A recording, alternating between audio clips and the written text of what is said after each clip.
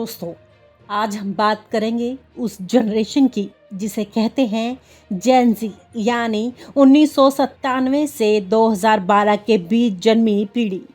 अब तक राजनीति जिन बुजुर्ग मतदाताओं या फिर 40 से 50 साल के वोट बैंक के हिसाब से चलती थी, लेकिन ये नई पीढ़ी जो इंटरनेट, सोशल मीडिया और मोबाइल की असली संतान है, उसने पूरे खेल को बदलना शुरू कर दिया है। यही वजह है कि दिल्ली की सत्ता में बैठे नरेंद्र मोदी और उनकी पूरी सरकार को अब लग रहा है कि ये पीढ़ी उनके लिए सबसे बड़ा खतरा बन सकती है, क्योंकि जेन ज़ी सिर्फ खबरें अखबार या टीवी से नहीं पढ़ते, वो मीम्स, रील और ट्विटर थ्रेड से अपनी राय बनाती हैं।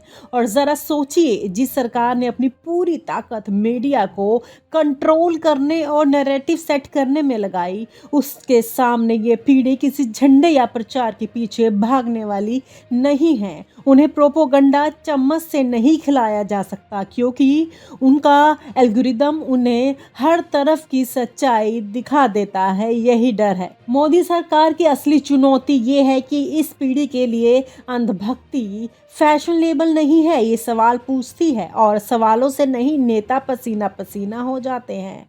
कितनी नौकरियां बनी, पढ़ाई महंगी क्यों है, डिग्री के बाद नौकरी कहाँ, ये सवाल जेन ज़ी बिना डर और बिना लाग लपेट के पूछती हैं। और भाई, सवाल पूछने वाले युवाओं से सरकारें हमेशा डरती हैं। ये पीढ़ी डिजिटल है, लेकिन डिजिटल गुलाम नहीं। सरकार सोचती थी कि अगर वो व्हाट्सएप यूनिवर्सिटी और कुछ गोदी मीडिया से माहौल बना लेगी तो सबको बेवकूफ़ बना पाएगी, लेकिन जेन ज़ी तो वीपीएन लगाकर विदेशी न्यूज़ पढ़ लेते हैं, रेडिट पर जाकर असली चर्चा देख लेते हैं और यूट्यूब पर डिबेट खोजकर अपना नज़रिया बना लेती हैं। यानी कंट्रोल का जो पुराना फॉर्मूला है वो इनके सामने टिक नहीं पाता।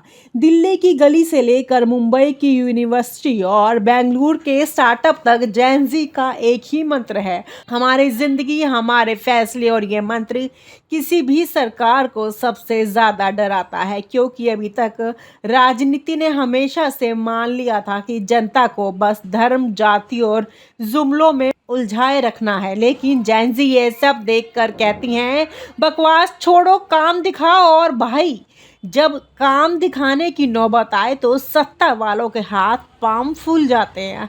मोदी सरकार को पता है कि ये पीढ़ी नौकरी, शिक्षा और जलवायु परिवर्तन जैसे मुद्दों पर बेहद गंभीर है। 2029 तक ये जेन ज़ी वोटिंग लिस्ट का सबसे बड़ा हिस्सा होंगे, और अगर तब तक बेरोजगारी और महंगाई के आंकड़े ऐसे ही रहे तो पीढ़ी सरकार को उसी अंदाज में जवाब देगी जैसे वो ट्विटर ट्रोल्स को देती हैं।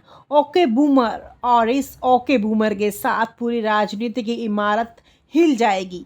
इस जेन ज़ी का एक और डरावना पहलू है उनकी सामूहिक ताकत। पुराने ज़माने में लोग गांव या मोहल्ले तक सीमित रहते थे, लेकिन ये पीढ़ी ऑनलाइन एकजुट होकर प्रेडिक्शन ट्रेंड करवा रही है, सरकार को एक्सपोज कर सकती है और यहाँ तक कि अंतर्राष्ट्रीय मीडिया तक कहानी पहुँचा सकती है। मोदी सरकार के लिए ये सबसे बड़ा खतरा है, क्योंकि ये लड़ाई अब केवल भारतीय सीमा तक नहीं रहती। और सरकार को सबसे ज़्यादा डर तब लगता है जब ये जेन ज़ी ह्यूमर और व्यंग से उन्हें एक्सपोज करती हैं। सोचिए, जो नेता घंटों भाषण देकर जनता को लुभाना चाहता है, उसे 20 सेकंड की रील ध्वस्त कर देती है। एक मीम किसी भाषण से ज़्यादा वायरल हो जाता है और नेता का सारा स्क्रिप्ट नैरेटिव मजाक का पात्र बन जाता है। यही है डिजिटल लोकतंत्र की असली ताकत। दिल्ली में बैठे हुक्मराज जानते हैं कि जेन ज़ी से ना दोस्ती आसान है ना दुश्मनी। ये नेता के कपड़े, उनकी कार, उसका ट्विटर हैंडल सब पर नज़र रखते हैं और ये सब कुछ पब्लिकली शेयर भी कर देते हैं। यानी पारदर्शिता जिसे नेता सबसे ज़्यादा छुपाना चाहते हैं, वो अब मजबूरी बन गई है। यही वजह है कि सत्ताधारी पार्टी को लगता है कि असली विपक्ष तो संसद में नहीं बल्कि इस नई पीढ़ी के हाथ में है। दोस्तों, अब साफ है कि नरेंद्र मोदी और दिल्ली की पूरी सरकार क्यों जेन ज़ी से डर रही है। ये सिर्फ मतदाता नहीं है, ये एक मोबाइल चालित इंटरनेट फ्यूल्ड क्रांति है। इन्हें धर्म और जाति से ज़्यादा फर्क नहीं पड़ता। इन्हें फ़र्क पड़ता है अपनी नौकरी, अपने भविष्य और अपनी स्वतंत्रता से। और जब कोई पीढ़ी स्तर पर जागरूक हो जाती है तो कोई भी सरकार चाहे कितनी भी ताकतवर क्यों ना हो, उसके लिए ये सबसे बड़ा सिर दर्द बन सकती है।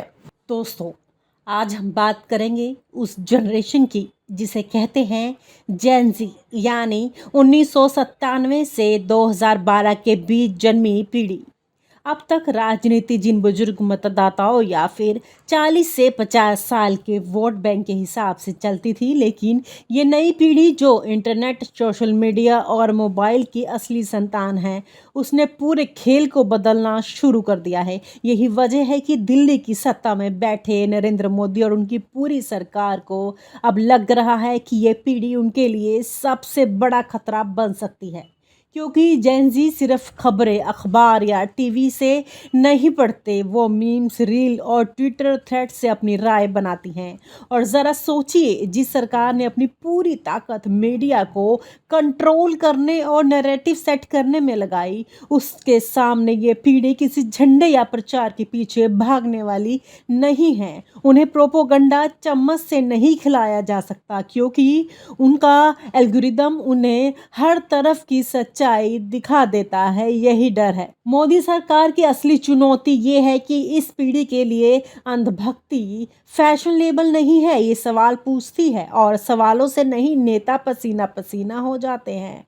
कितनी नौकरियां बनी, पढ़ाई महंगी क्यों है, डिग्री के बाद नौकरी कहाँ, ये सवाल जेन ज़ी बिना डर और बिना लाग लपेट के पूछती हैं। और भाई, सवाल पूछने वाले युवाओं से सरकारें हमेशा डरती हैं। ये पीढ़ी डिजिटल है, लेकिन डिजिटल गुलाम नहीं।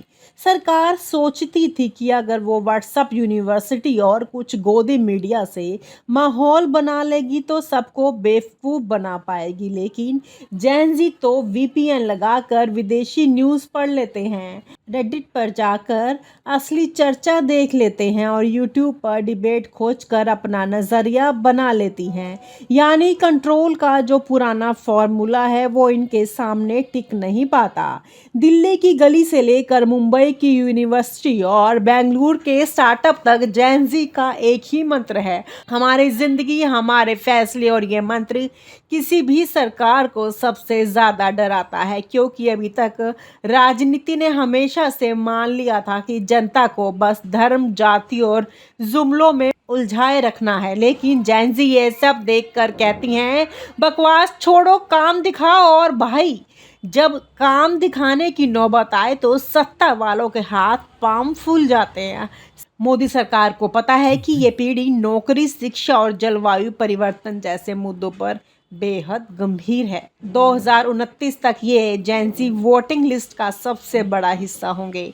और अगर तब तक बेरोजगारी और महंगाई के आंकड़े ऐसे ही रहे तो पीढ़ी सरकार को उसी अंदाज में जवाब देगी जैसे वो ट्विटर ट्रोल्स को देती हैं। Okay boomer. और इस ओके बूमर के साथ पूरी राजनीति की इमारत हिल जाएगी।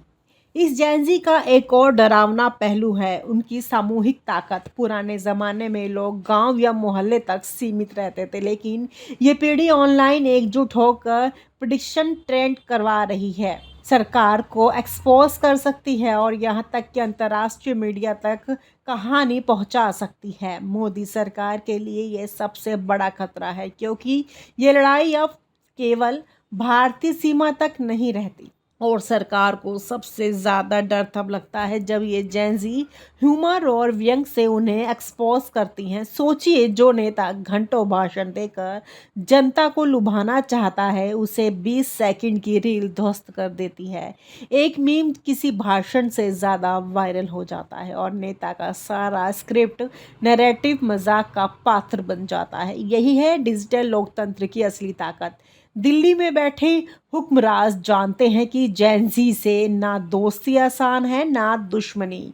ये नेता के कपड़े, उनकी कार, उसका ट्विटर हैंडल सब पर नज़र रखते हैं और ये सब कुछ पब्लिकली शेयर भी कर देते हैं। यानी पारदर्शिता जिसे नेता सबसे ज़्यादा छुपाना चाहते हैं, वो अब मजबूरी बन गई है। यही वजह है कि सत्ताधारी पार्टी को लगता है कि असली विपक्ष तो संसद में नहीं बल्कि इस नई पीढ़ी के हाथ में है। दोस्तों, अब साफ है कि नरेंद्र मोदी और दिल्ली की पूरी सरकार क्यों जेन ज़ी से डर रही है। ये सिर्फ मतदाता नहीं है, ये एक मोबाइल चालित इंटरनेट फ्यूल्ड क्रांति है। इन्हें धर्म और जाति से ज़्यादा फर्क नहीं पड़ता। इन्हें फ़र्क पड़ता है अपनी नौकरी, अपने भविष्य और अपनी स्वतंत्रता से। और जब कोई पीढ़ी स्तर पर जागरूक हो जाती है तो कोई भी सरकार चाहे कितनी भी ताकतवर क्यों ना हो, उसके लिए ये सबसे बड़ा सिरदर्द बन सकती है। और आप हमसे जुड़े रहने के लिए सब्सक्राइब करें YouTube पर, फॉलो करें Twitter पर और लाइक करें Facebook पर। और ज्यादा जानकारी के लिए आपको टाइप करना होगा सिर्फ न्यूज़ नशा।